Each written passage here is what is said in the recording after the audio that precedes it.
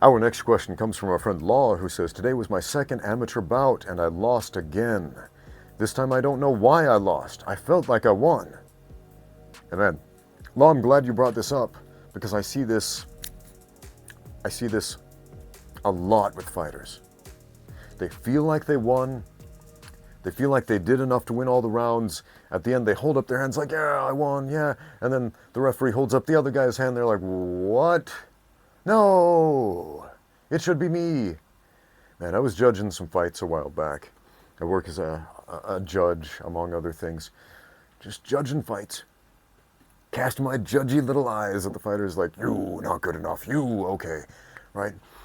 And there's this fight. These two guys are scrapping, and I can tell one of them feels like he's winning, but he's losing every round on the scorecards. But he feels like he's winning, and his cornermen feel like he's winning. They're like, "Yeah, good job.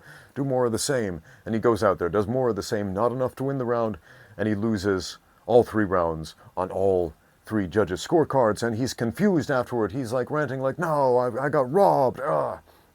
And I thought, that is a case of a fighter and the fighter's team that doesn't understand the rules of the sport. Now, they understand the fouls, they understand what you can and can't do as far as combative techniques, but they don't know how to win fights on the judges' scorecards. And a lot of fighters fall into this trap. They just kind of throw it up in the air. Oh, it's the luck of the draw, right? If you don't know if you have won the round, you haven't. If you do not know that you have won the fight, you haven't. You have to know that from an objective criteria.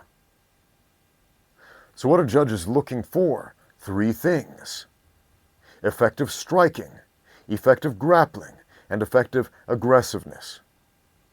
What does that translate into? Effective striking, strikes that land, first of all, especially strikes that land in combination,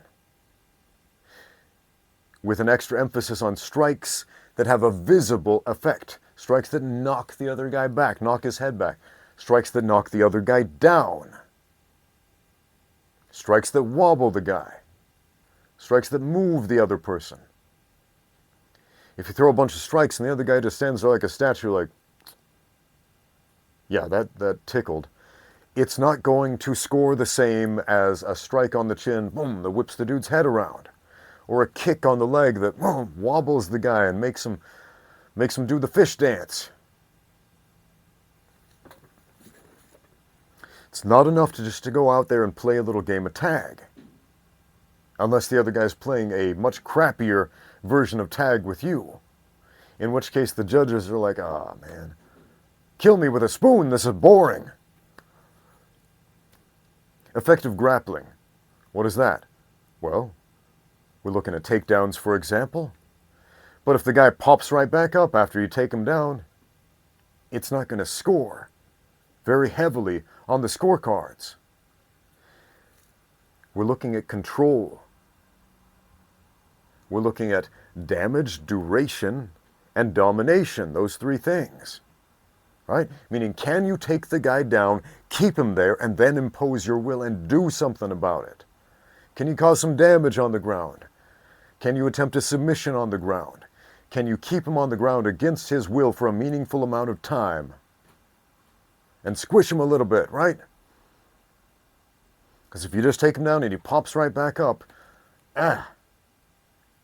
unless all other factors are even in that fight, that's really not going to be considered very heavily.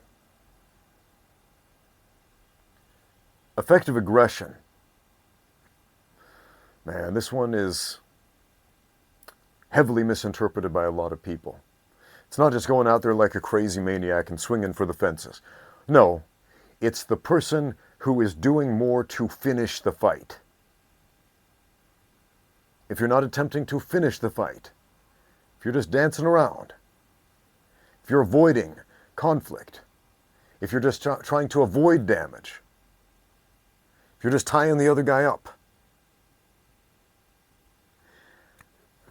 that's not exactly effective aggression.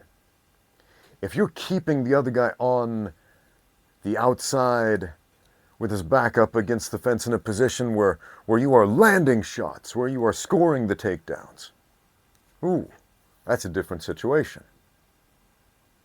That's some effective aggression. If you are initiating the action of takedowns, right? But the other guy is stuffing those takedowns a little bit, but you are pressing the action. You are trying to finish the fight.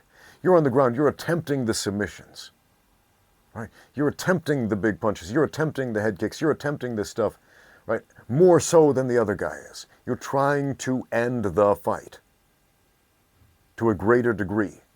That's effective aggression. But the trick is the term effective. There's aggression and there's effective aggression. If you're just whiffing kicks and punches at the air wildly, that's not effective. It's aggression, it's not effective. If your strikes and your grappling are doing something,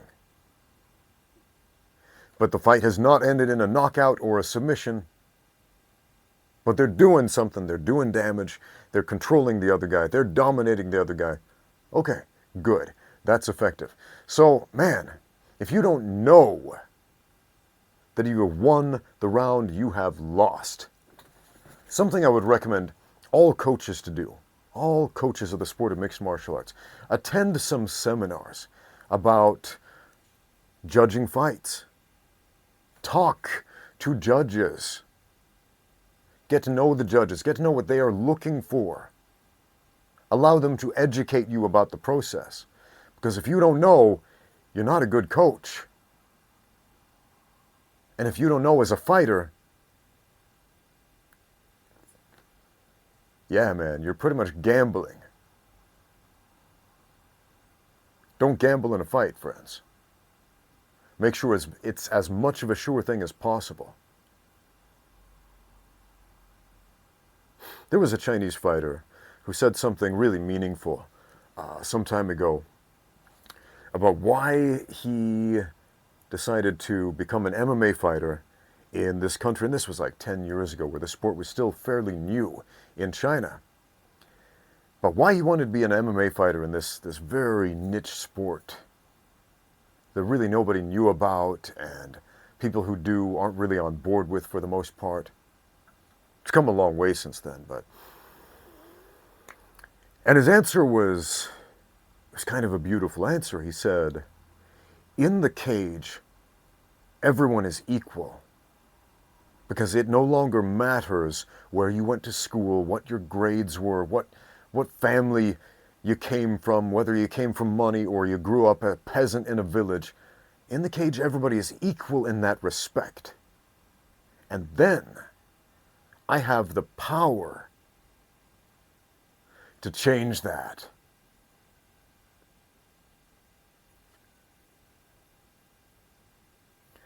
That is an expression of personal responsibility. Everybody's equal in the cage until you take the initiative to change that through your effective aggressiveness. Thanks for watching. Now get out there and train.